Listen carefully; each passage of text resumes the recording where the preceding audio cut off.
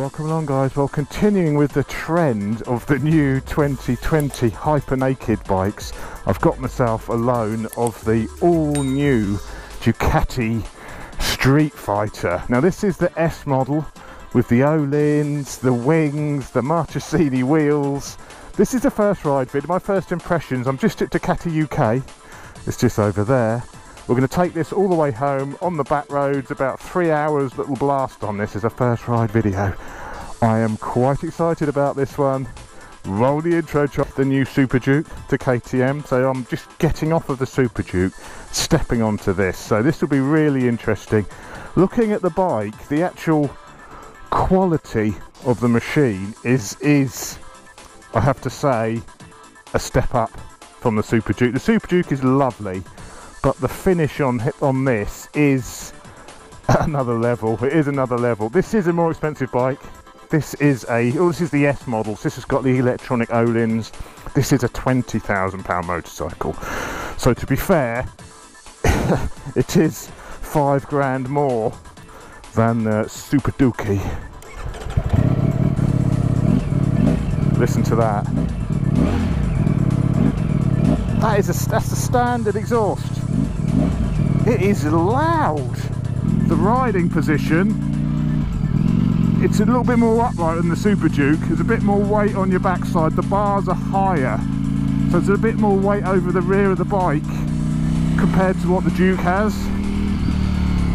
And perhaps I'd say a little bit less of a sporty position. Listen to it, it sounds phenomenal. This of course has got the Panigale V4 engine in, you know, tuned slightly differently for street, for a naked type bike. But I've heard that this is, you know, I've seen some other reviews, people have said it's very much a top end power type bike. We will see, no preconceptions here, but just the sound of it is absolutely incredible. When you turn the throttle grip, it's a little bit flat, a tiny little bit flat in comparison with the Super Duke. I try not to just compare this to the Super Duke the whole time, but that's going to be a little bit difficult because I have just got off of it. Let's see what the overtaking power is like. Well, that's changing at 9 grand and it's absolutely flying. Because this is a V4 motor, you've got a lot of grunt. A lot of grunt, not as much as a V-twin, but you have got a lot of initial grunt. It's not like a straight 4 engine. And the V4, this red line's at 14,500 revs. So it has got a bananas red line. But that mid-range pull, 30, that mid-range pull is much stronger than I thought it was going to be. From the reviews I've seen, from the things I've heard, I thought it was going to be flatter than that. That has got a great amount of punch. Yeah, first impression, it's a lot of fun. It's a real fun bike. It feels like it's going to handle, but maybe not quite as sharp as the Super Duke because of the riding position. We'll see. It's early days. We've got all sorts of electronic suspension settings to play with yet as well. But there's just a bit less weight over the front.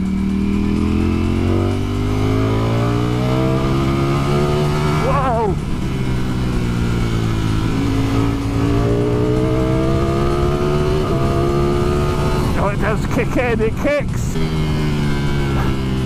That sounds good. How has this bike got through noise emissions? This is standard. How does this meet Euro regulations on noise? That's incredibly loud. You think of what the ZH2 was like, you can barely hear it.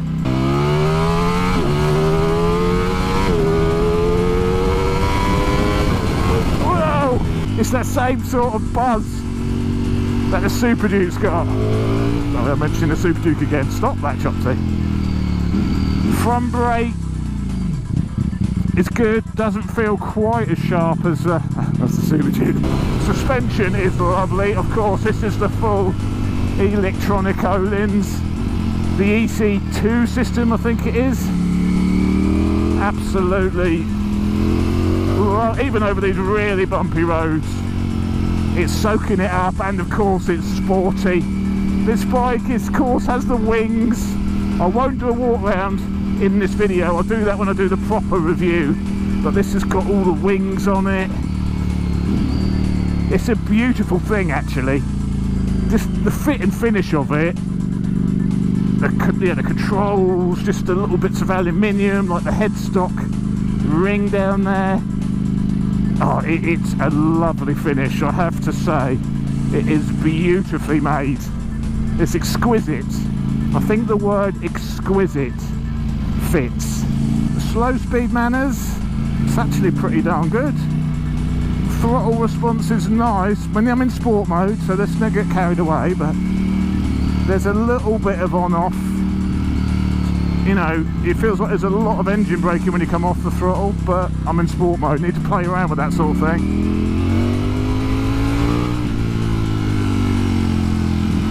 It is lovely, it's really nice. Yeah, it's quick. It's very, very quick.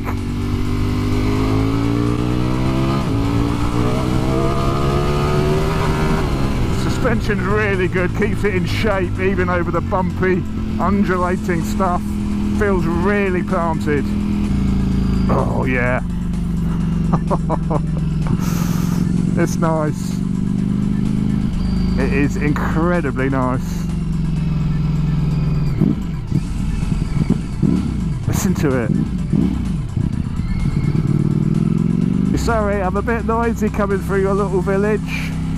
Yeah, even in town, throttle response, beautiful. Let's try a bit of low speed. Loads of go. Oh, bumpy down here, but that's suspension.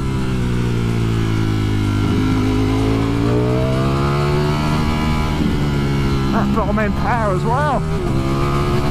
Look at the state of this road. You need decent suspension when the roads are like this. Oh, it's take 5 minutes just to catch my breath. It's not as immediately sporty feeling as the Super Duke. We're going to do a bit of a comparison with the Super Duke because that bike is this bike's main rival, really. Because you're set up like, you feel as if your weight is more over the back of the bike. There's less weight over the front.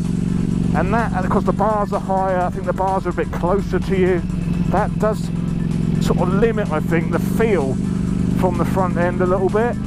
It's not quite as sporty feeling as the Super Duke.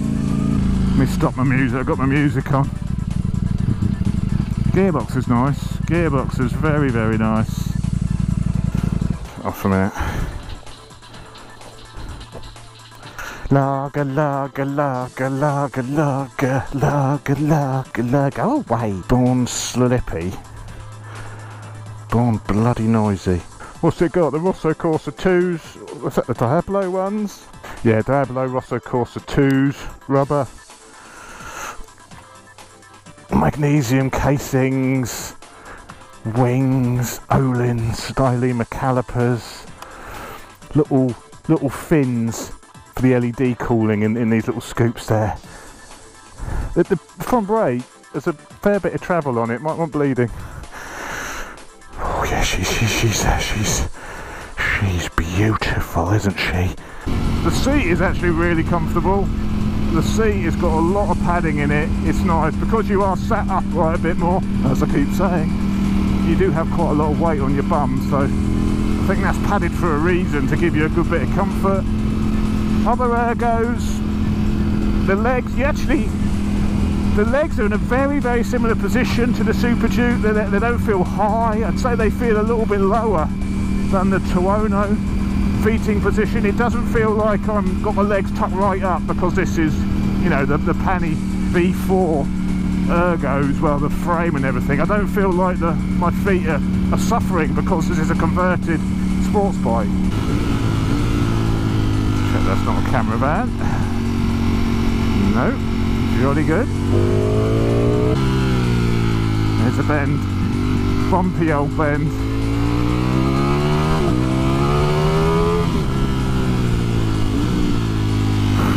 Bumpy right bend.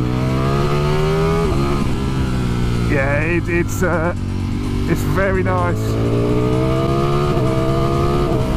plenty of mid-range out the corners there actually. Once you're past 6 grand, you've got a bags of torque.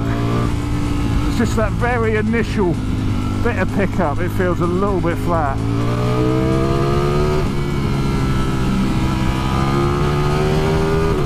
What a thing though, what a thing. It's amazing. It's got a massive kick, 8,000 revs, massive kick. This is a 208, I think, brake horsepower bike, claimed. I think they dyno about 185 at the back wheel. Right, let's have a go. Second gear, nice straight road. As the revs pick up, it doesn't, I thought it was going to kick a little bit more at the top end. It just goes, it still pulls, don't get me wrong, but it doesn't really kick in at the top. It's still revving, but it doesn't really punch. It's fast, don't get me wrong, it's bloody fast. But I thought maybe it would have a little bit more kick at the top. But I'm not disappointed, do not get me wrong. How much petrol has it got? Has it got a fuel gauge? Oh, it's got to have a fuel gauge surely. Fuel 4.6 miles, 4.7. Oh, I'm on the fuel light. Yeah, looks like the fuel trips come on. 4.7 miles into needing some gasoline. Oh, I'm going to find a petrol station now. Oh, here we go. Hunt for the petrol station now. The width of the bike is very thin. It feels a similar width to the Super Duke actually. I will. Oh no, I'm not going to carry on mentioning the Super Duke. It feels a very, very similar width on the tank to the Super Duke. It's got lovely little overhangs here to get your knees underneath on track. I think this would be amazing on track. Absolutely incredible on track. The boring stuff, like the mirrors, are very nice. Very, very nice. Very stable. They've got a real quality feel to them when you move them. Yeah, the mirrors are lovely. Better than the Super Duke mirrors.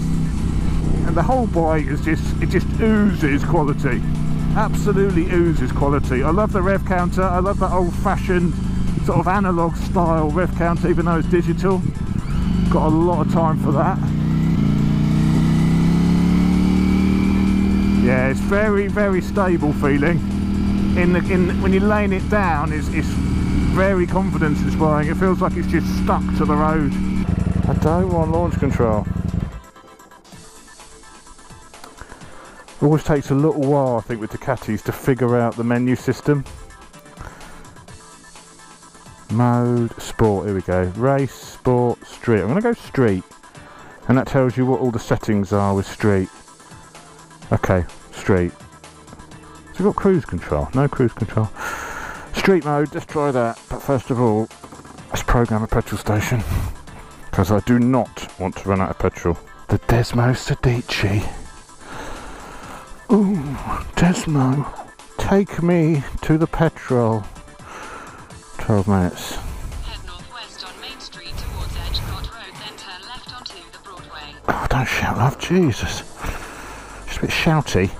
Oh, I'll turn you back on once we've got juice. Got a fly right in the bloody camera and all. Any idea what's happened here, folks? It's all inside as well. That's like fire extinguisher. Yeah, someone's not a happy bunny. Twisties for a mile. And the white van and a load of cyclists. The fueling, I'm in sport again now. I have tried street again, but I've gone back to sport now. It is not as refined as the Super Duke, I'd say. It's a little bit, it doesn't feel absolutely perfect. There's a couple of little areas, like around 3,000 here. Again, I'm in sport mode. I should really be trying it in street, but I want to ride in sport mode, so this is what I've got to put up with. Yeah, it's low down the rev range, but it's a little bit on and off. You can see that. That's like real fine throttle inputs. Again, I could live with it, but you might want to think about getting you know, it chipped or something, getting the fueling tuned to optimise it a little bit better. It's a beautiful, beautiful bike, this. Absolutely lovely. But it is £20,000 worth. 20 grand. That is a serious wodge of cash. The non-S version I think is about 17, so that comes without the O-lins. You know, I think it's got the sax suspension. You know, manually adjustable, not the electronic stuff. Horses. Be careful not to scare the horses. But you know, again, it's always the way with these S models. The S models also got the Marchesini forged wheels, which I think this bike is about 3 kilos lighter than the non-S version, and this is a 180 kilo bike dry. It's 201 kilos fully fueled. I'm indicating still. So you know, it's slightly lighter. It's about 4 kilos lighter than the Super Duke. The power to weight on this bike is definitely higher than the Super Duke, with 201 horsepower or 208 horsepower and 180 kilos. It's got an amazing power to weight. Absolutely incredible. Ooh, road surface is a bit iffy there. You have to leave it bubbling a little bit. You do have to think about what gear you're in, more so than you do with the Super Duke, but that is quite engaging up and down the box. You know, with the quick shift and flipper, it's very smooth box. Oh, shit in the road. The surface of these roads leave a lot to be desired. Drive out the corner also very, very nice. But just that soundtrack, there's no feeling that you've got to change the exhaust. It's like the Super Duke, that sounds great standard. This is even louder. Well, she sounds angry. What have I done to upset you? So much grip. The wheelie control is very good. It's keeping it very much in check. I know it's on wheelie control level 4. We'll have to have a play around with that, because I'd like it to be, give it a little bit more entertainment. I want the front wheel coming up a little bit. Very stable at the moment. You've got Brembo master and clutch levers, hydraulic. Clutch feels really nice actually. I found sometimes on Ducatis, on the Hypermotard, it can be a little bit, they can be a little bit snatchy as you let them out. This, only when you're pulling away, you know, sort of more of a racy clutch feel. This doesn't have that. This feels very smooth, very nice. First gear. It's hot today. It's 30 degrees. Not really fine. I've even got my jeans on. I've even got my riding jeans on. I'm not really finding any heat off the engine really. I don't think the fans have kicked in yet. When they do, I might get blasted. But no real heat coming off it to speak of. I know, you know, the V2 Panigales with the high level exhaust under the seat used to moan it cooked your testicles. It seems fine on this. Well, there we go guys, first ride of the Ducati V4 Streetfighter. A beautiful, beautiful bike. I'll bring you another review on this bike, a final sum up of how I found this bike, riding it all weekend. And probably when I'm riding it back to Ducati on Monday, I'll let you know what I really think to it and how I think it compares to the Super Duke as the ultimate super naked. But thanks for watching, appreciate the support. If you've not already seen them, I've got full reviews of the Super Duke, full reviews of the new ZH2, so don't forget to subscribe, show me some love, and I'll see you next time. See you later guys.